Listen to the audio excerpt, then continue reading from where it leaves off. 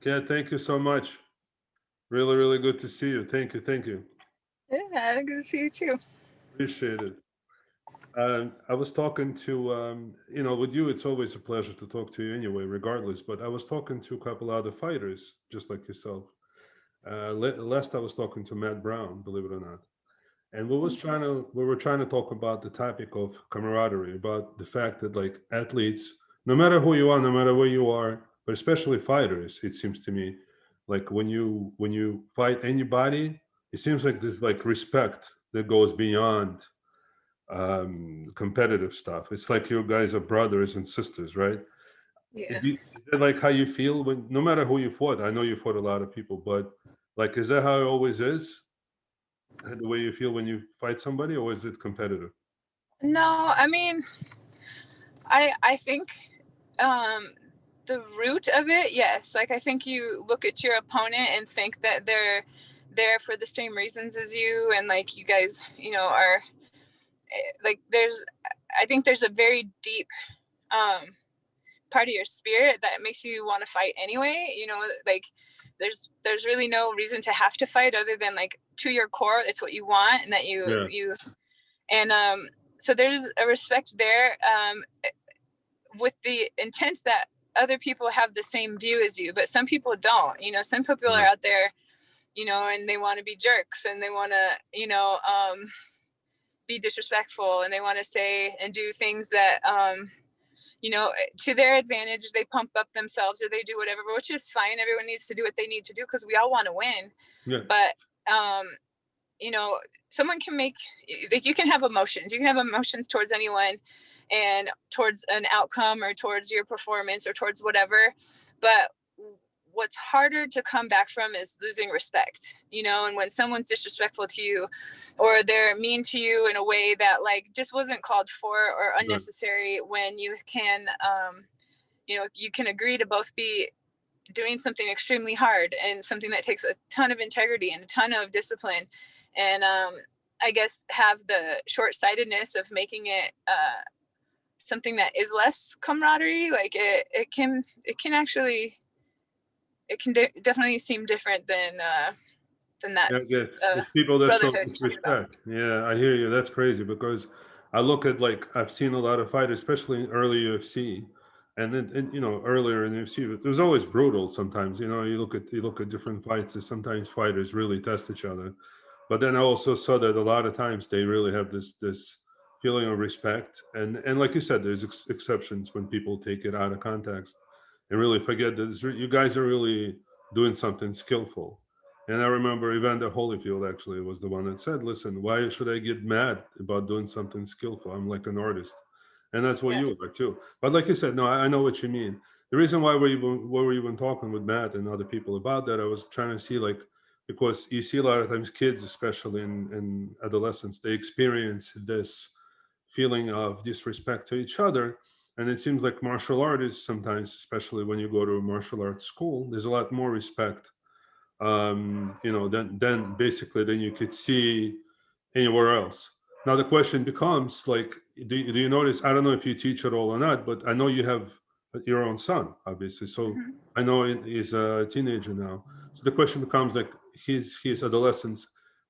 Do you think martial arts is a big part of him becoming more respectful towards each other, towards other kids and other people? I think that martial arts brings people together in a gym, especially environment, and teams, as like a family. It's something that everyone's kind of working towards a common goal Yeah, where they all want to learn a lot. They all want to be good. They all want to practice on each other. They want to feel safe practicing on each other. Um, and on top of it, like once you get to know people that way, like once you go through the blood and the sweat with everybody, like there's a different and deeper connection than if you're just standing in a classroom or working at a business where you guys are literally at each other's um your fate of the moment is in each other's hands, you know what I right, mean? right, right. And where you get to, connect and feel part of something, and you get to grow together. And it also makes you start knowing your teammates and knowing people around you as a deeper human. And a lot of times you get to hear about their struggles. You get to hear about their bad day and help them get through it, or not, or just let them get through it. You know, like you're much more involved, and you kind of empathize a bit more with everybody's stories. Like, this person comes from something like that, and that is why they are this way, where Yeah. this person's life looks completely different, and that's probably why they're that way.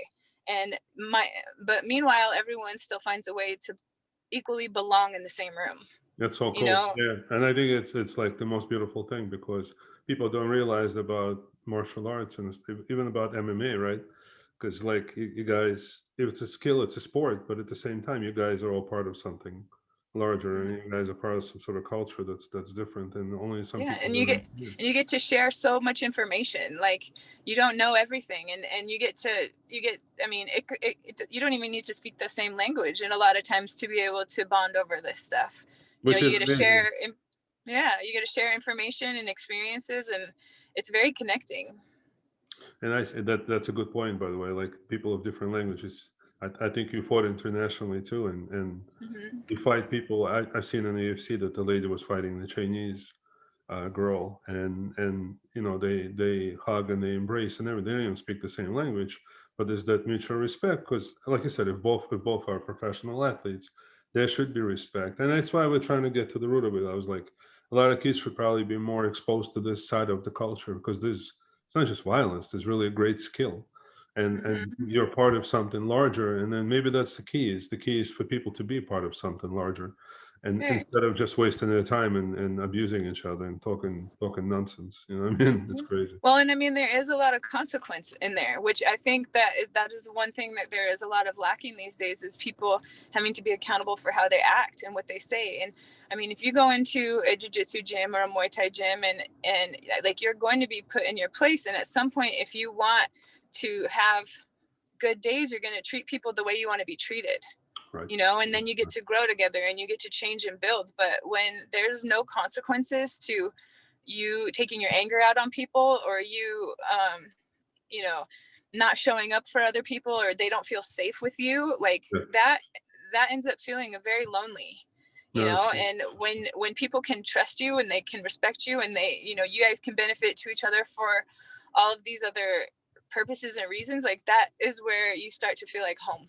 Mhm. Well, it's And amazing. That's so cool. I, I was talking about your kid before. If it, and I know it's a hypothetical and it's like a crazy thing, but as a fighter, do you give a different advice? Like, a lot of times we're talking about kids possibly getting someone verbally or otherwise approaching them or abusing them or something else.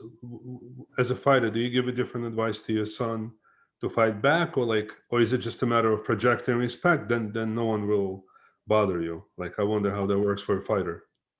for me, I have definitely, I've it depends on the moment, and it depends on the circumstance. I've definitely told my kid to, you know, if someone won't stop doing something to you, you're going to make them stop, and you won't be in trouble with me, because it's not okay for certain behaviors to continue to go undisciplined. Right. And it's, maybe you're the person that makes that person never do that to another person again. But on the same token, I will say, like, you're not starting it, you're not pressuring someone to act this way. For example, he was he would go drink out of a water fountain in his elementary school when he was in fourth grade. And Okay. there was this really big kid that would always come up and kick him in the Achilles, like in the back of his heels, while he was drinking water. Right. And this happened for weeks. And my son was little, and the kid was big. They're in the same class, and he just thought it was hilarious, because my son, when he would get mad, he would get really mad. And it was kind of like water boy, like, like, I thought it was hilarious to see how mad he went, and kicked him in the Achilles too hard. And I think he hit him in the back of the head, and his mouth hit the the water thing. Oh my And god. he turned around, he dropped his level, and he like power double legged this kid across the room onto the lunchbox table. Oh my god. And I'm like, you're not in trouble with me. The teacher No, calls, they send both kids to the office, and my kid's not in trouble. You know, he's not in trouble with me. He's not in trouble at the school. Even the teachers were like, that kid has been like begging for this for forever. And I guarantee he's not going to do it again.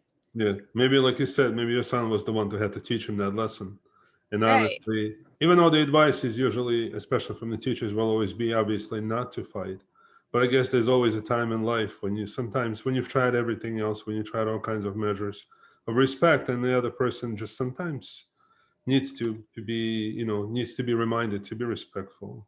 And maybe that's the message. I mean, maybe sometimes what it is. And that's what martial arts I think teaches, like you said, internationally in any language. It teaches that, like, Mm-hmm. if you respect others and you kind of become part of everything else, of something bigger than you, then you're gonna have respect. Because you kind of Mm-hmm. like, I was thinking, you kind of like have certain control over when you're in the martial arts. I know you know this very well, better than anybody else. Even when you train, you probably push yourself like crazy. You train against some of the best people in the world, and then you kind of like, for a moment, you have control over someone else's life, so to speak, like, or even someone else's Mm-hmm. body, which I think gives you responsibility, gives you control, and gives you that measure of respect, and knowing that these people could do the same to you. So I think it's really, like, really teaches people something else. I Well, think. well, and even in a walking around way, like, you know, you leave a gym like that, like you go somewhere, all these people know what you know. You are all like you're all at the, you know, each other's will with Yeah, what happens to you. Like right. you can do some things to some pretty impressive people. You know, again, it's that respect. But so say you leave there, the next day you're at the grocery store and you see some person just wants to scream in your face about you guys having the last something or this or that, and they're ready to threaten you, they're ready to, you know, they're an inch away from your face yelling at you, and it's like, I know this person doesn't know what I could do to them, and I'm not like gonna do it, and I'm not gonna Right. say it, and I'm not gonna whatever, but I'm gonna walk away But you're being above. proud of myself because I walked away knowing exactly what I could have done. And I could have choked them out and they not even know what happened to them when they woke up. No one's in trouble because no one gets to remember. But for me, I the fact and the confidence in knowing that the only thing that'll come from me fighting this person is probably a lawsuit, probably like this gets bigger and worse and one of us is arrested and neither of us got a solution to whatever the problem is that was going on here anyways. And I like nothing good can come out of it. Like I it's think, just spreading negativity. and I think it's beyond the lawsuit. I think you feel like it's almost like you're above that nonsense, and Yes, yeah. because you Very could true. do it, you could choke them out in 2 seconds, and then, like, yeah, you won't remember. But honestly, like, oh man, it's like a little bug yelling at you, and you're like, okay, Yeah. whatever. And it's on your soul. It's like sponge, Now you become know that spongy. too. I can And imagine. how mad does it make you when somebody can make you mad? Where are you ever been mad that you're mad and like they did a good job because they got you there? It's You like, know it. ah, man. You know Like it. You you know it. technically won. You won, you know? Right. If you let these people get to you, but you're a professional, you kind of control yourself, and you can do all kinds of stuff. And I'm thinking, like, a lot of inexperienced people, they don't know what the hell they're doing. You know what I mean?